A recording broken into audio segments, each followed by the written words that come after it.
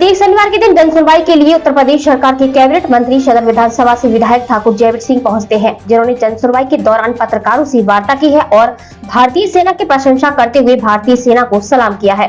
उन्होंने ऑपरेशन सिंदूर को लेकर एक बड़ी बात कही है, जिन्होंने बताया है कि यह मोदी युग का भारत है जो पहले छेड़ता नहीं है और अगर कोई छेड़ता है तो उसे छोड़ता नहीं है।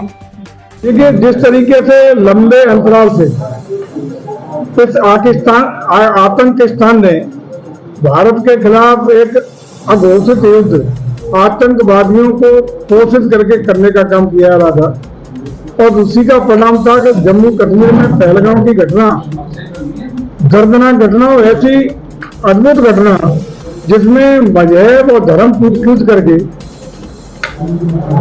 नाबालिग और असहाय और निरीह महिलाओं की, मां बहनों की हत्या करके उनको सिंदूर को पहुंचने का काम किया गया। उसको लगातार होते हुए घटनाओं के दृष्टिगत आदरणीय मोदी जी का जो बार बार का कहना है कि हम छेड़ेंगे नहीं, यदि तुम छेड़ोगे तो हम छोड़ेंगे भी नहीं। इसी के अंतर्गत भारत सरकार ने कठोर निर्णय लेते हुए इन आतंकवादियों के खिलाफ, आतंकवादियों के आकाओं के खिलाफ एक प्रामाणिक तरीके से, ठोस तरीके से, चिन्हित तरीके से पाकिस्तान के अंदर बिना घुसे अपनी सरजमी से उन्हीं आतंकवादी ठिकानों पर हमला करते हुए उनको नेस्त नाबूद करने का काम किया गया। पूरी दुनिया को, भारत को उम्मीद थी कि पाकिस्तान को इस पर रिटेलिएट करने का दुस्साहस नहीं करना चाहिए।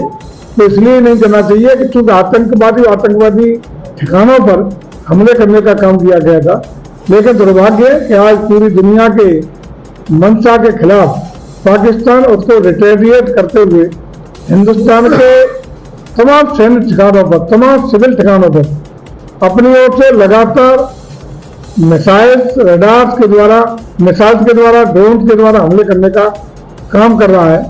लेकिन हम बधाई देना चाहेंगे भारत की सेनाओं को, भारत के सशस्त्र बलों को, जिन्होंने दुश्मन देश के सभी इन प्रयासों को पूरी तरह नेस्त नाबूद करने का काम किया है, बिना किसी क्षति के। कोई क्षति नहीं होने दी और दुश्मन को मुंहतोड़ जवाब देकर के उसके तमाम सैन्य व्यवस्थाओं को तहस नहस करने का भी काम किया गया है। और हम समझते हैं कि हमारी विश्व स्तरीय सर्वोत्तम सेना ने अपने को पुनः एक बार सिद्ध किया है और इसका निश्चित रूप से मुझे लगता है कि यदि पाकिस्तान इसी तरह लगातार कार्रवाई करता रहा तो पाकिस्तान को ऐसा सबक सिखाने का काम भारतीय सेना करेगी जो उसने कभी कल्पना नहीं की होगी। देश में जहाँ युद्ध का माहौल है तो हिंदू विधायक है दया, उन्होंने सरकार पर कल के साथ उन्होंने कहा कि भारत और पाकिस्तान में लाशें कटेंगे तो वहीं यूरोप के हथियार खरीद रहे, तो उसमें जीत किसकी हो रही है? किसने किया है? नेहा सिंह राठौर। देखिए, नेहा सिंह के खिलाफ लगातार विवादित इस तरह की टिप्पणियां करने का, बयान देने का आरोप भी लगे हैं और उनके खिलाफ तमाम मुकदमे भी पंजीकृत हुए हैं, कार्रवाइयां भी हुई हैं। और खास रूप से उम्मीद की जाती है किसी भी देशवासी के लिए कि ऐसे आपातकाल में जब देश युद्ध, अघोषित युद्ध लड़ रहा हो, आपातकाल की स्थिति हो, इस समय हम आभारी है पूरे देश के सभी राजनीतिक दलों के, आभारी है देश के जन के, हर वर्ग, धर्म और जात के उन लोगों के जिन्होंने दृढ़ता के साथ भारत की सेना का, भारत की सरकार के हर निर्णय का पूरी तरह साथ देने का काम किया है।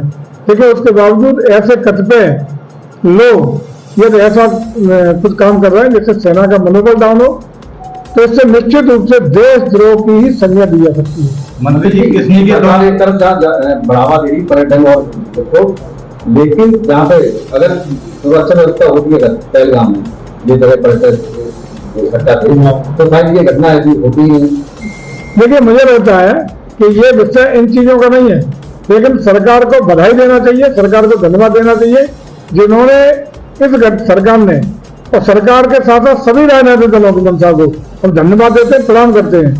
भारत की सेना को भी प्रणाम नमन करते हैं जिन्होंने इस घटना को अति गंभीरता से लेते हुए पाकिस्तान को उसकी हैसियत बताने का, सबक सिखाने का ठोस निर्णय लेकर के दृढ़ता पूर्वक कार्रवाई करने का काम लगातार किया जा रहा है। कल पाकिस्तानी ड्रोन मार के गिराया है, क्या है? बधाई, मैनपुरी का खून है। मैनपुरी की धरती के ऐसे जाबाजों को प्रणाम और सलाम, जिन्होंने देश का और देश की सेना का नाम रोशन करने का काम किया है, उनको सत सत नमन और प्रणाम। अपने कल महाराणा प्रताप की धरती की अमित शाह ने भी कल बयान दिया। उन्होंने कहा कि महापुरुषों को लेकर के राजनीति नहीं करनी चाहिए। महाराणा प्रताप जो भी महापुरुष है सभी के, ये तो अच्छा है, ईश्वर उन्हें सद्बुद्धि दे। अगर उन्होंने स्वीकार किया है तो उनको बधाई और ईश्वर उन्हें सद्बुद्धि दे। ऐसे ही बयान उनके आते रहे और ये चीज स्वीकार कर रहे हैं तो आगे भी करते रहे। अखिलेश यादव ने गोमती रिवर फ्रंट में महाराणा प्रताप की प्रतिमा लगवाने की सोने की तलवार देखिए, उन्हें बता दो कि सोने की चम्मच और तलवार तो उन्हीं के हिस्से में उनके पिताजी देख गए, तो उन्हें मुबारक। सोने की चम्मच सोने की तलवार उनके हिस्से में है। देखिए, महाराणा प्रताप जी की मूर्तियां एक नहीं, अनेकों मूर्तियां हमारा संस्कृति विभाग लगभग सभी जिलों में लगाने का लगातार काम कर रहा है। और सबसे बड़ी मूर्ति सैफई से आते होंगे तो उन्हें बता दो, तलवार लेके महाराणा प्रताप भाले के साथ वहीं खड़े हैं, पहले दर्शन करते होंगे। की बात आती है तो अभी कुछ टाइम पहले अखिलेश यादव आए थे तो उन्होंने कहा था कि जो शहर में पर्यटन मंत्री जी है उन्होंने जो मूर्ति लगाई है, अगर जांच होगी तो सबसे पहले नंबर होगा। अच्छा है, स्वागत है उसका, उनकी जांच का भी स्वागत। और कभी सत्ता में साथ बुढ़ापे तक आ जाए तो उनका भी स्वागत, साथ कभी नंबर लाइए।